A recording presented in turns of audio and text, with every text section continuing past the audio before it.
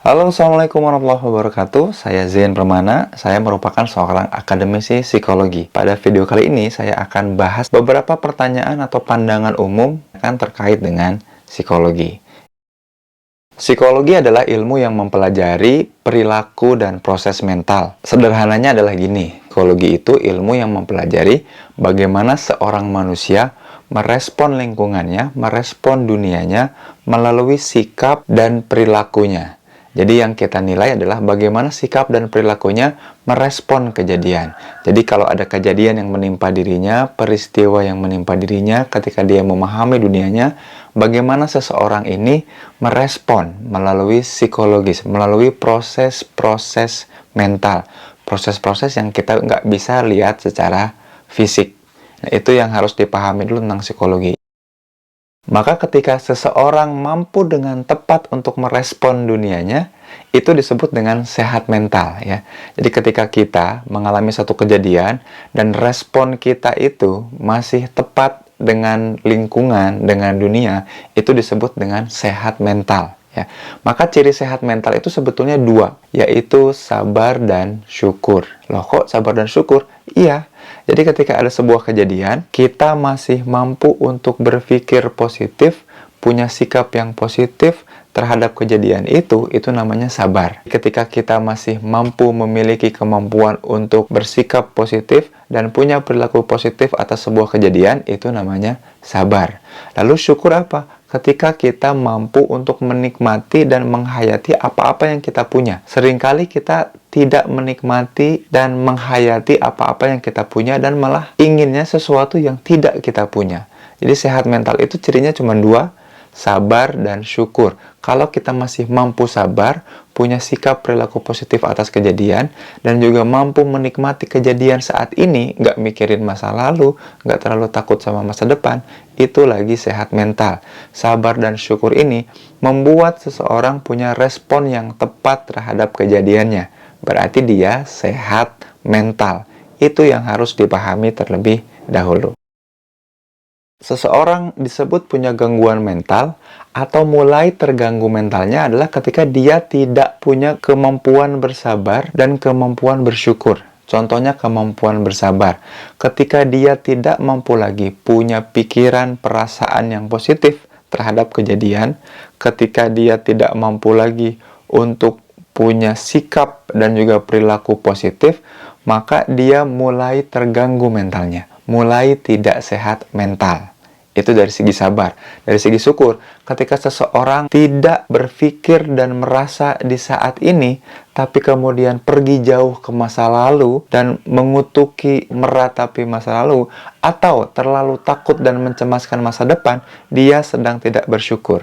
Sampai sini paham ya? Tidak mampunya seseorang untuk sabar dan syukur inilah yang membuat seseorang mulai terganggu mentalnya. Yang seperti apa terganggu mentalnya? Tidak mampu lagi merespon dengan tepat kejadian-kejadian yang dialaminya. Dan respon tidak sehat mental ini ada yang masih normal levelnya, ada yang jauh tidak normal. Yang bikin saya sedih dan juga teman-teman psikolog, juga akademisi psikologi sedih adalah orang itu kebanyakan googling yang tidak tepat, mencari-cari indikator-indikator atau ciri-ciri tidak sehat mental yang tidak tepat lewat Google, lalu melabeli dirinya seolah-olah dia masuk di gangguan mental. Contohnya bipolar, mood swing, sok tahu itu ya. Jadi semua penyakit atau gangguan mental yang dialami seseorang, bipolar, mood swing, paranoid, skizofren, dan sebutlah macam-macam namanya, itu tidak bisa lewat googling. Itu diagnosa yang harus ditegakkan oleh psikolog atau psikiater. Sok-sok bilang bahwa diri kita mengalami gangguan mental yang berat seperti itu sesuatu yang salah dan merusak diri. Itu namanya self-diagnosa. Diagnosa diri itu merusak diri kita. Jadi tidak selamanya ketika teman-teman terganggu mentalnya, itu otomatis langsung sakit mentalnya. Enggak, tapi bisa jadi hanya kehilangan kemampuan kesabaran dan kemampuan untuk bersyukur. Karena dua ini cara kita untuk merespon dengan tepat dunia.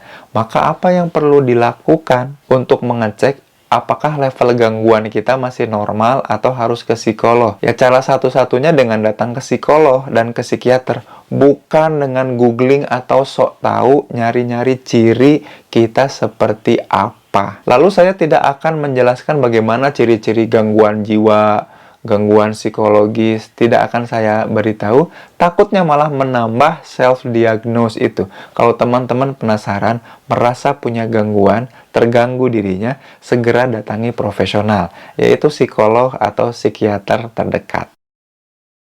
Bagaimana cara membedakan bahwa saya masih di gangguan mental yang normal atau saya sudah gangguan mental yang kayaknya mesti segera buru-buru datang ke psikolog? Cirinya sederhana. Yang pertama adalah pastikan dulu kita bisa mengontrol dan sadar diri kita apa enggak. Artinya apa?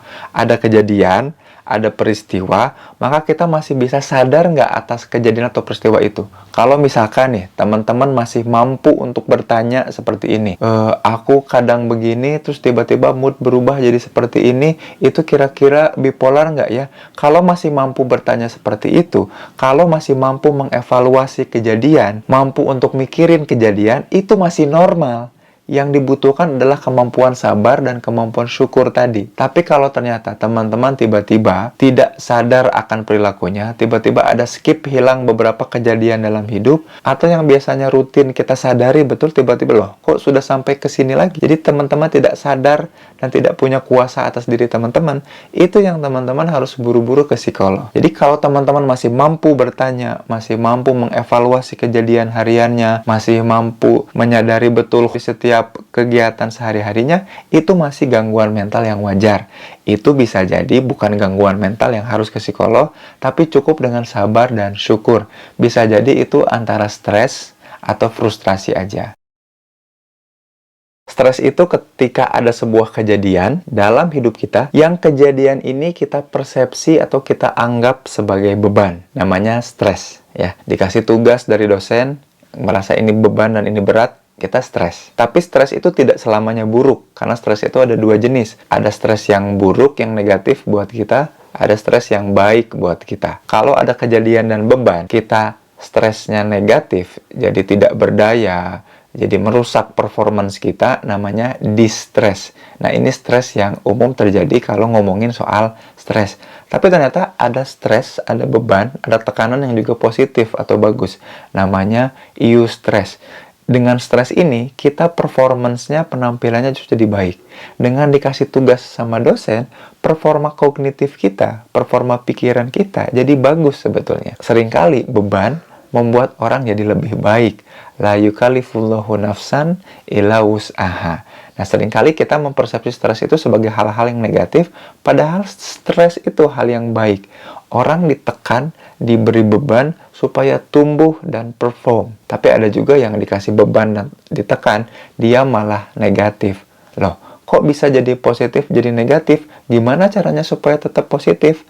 Tadi di awal, sabar dan syukur. Supaya kita arahkan, ini stres yang positif. Itu stres. Kalau frustrasi seperti apa? Jadi kita punya tujuan dan kita ingin mengarah ke tujuan. Tapi ketika mengarah ke tujuan, kita terhalang oleh satu tembok. Ketika kita mulai kehilangan cara untuk bisa mendobrak tembok ini, untuk bisa mencapai tujuan, itu namanya frustrasi. Ya. Jadi frustrasi itu ketika kita merasakan sebuah beban, karena kita ingin mencapai tujuan, tapi bingung dan mentok bagaimana caranya ke tujuan, namanya frustrasi.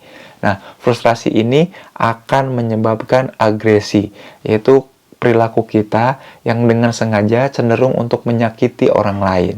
Agresi namanya. Di bagian terakhir ini saya ingin ngajak teman-teman untuk satu, upayakan selalu sehat mental, mampu sadar akan dirinya, kemudian mampu mengontrol diri, dan upayakan punya kemampuan untuk senantiasa sabar dan syukur. Itu yang penting. Kalau kita mulai kehilangan kesadaran diri dan mulai kehilangan kontrol diri, jangan ragu langsung datang ke psikolog. Dengan googling dan mendiagnosa diri, tidak menyelesaikan masalah. Kalau teman-teman ingin penjelasan yang lebih lengkap, penjelasan yang lebih lanjut tentang apa-apa yang saya sampaikan pada video ini, teman-teman bisa main ke channel YouTube saya di channel YouTube @zainpermana. Terima kasih, sampai jumpa di video selanjutnya. Assalamualaikum warahmatullahi wabarakatuh.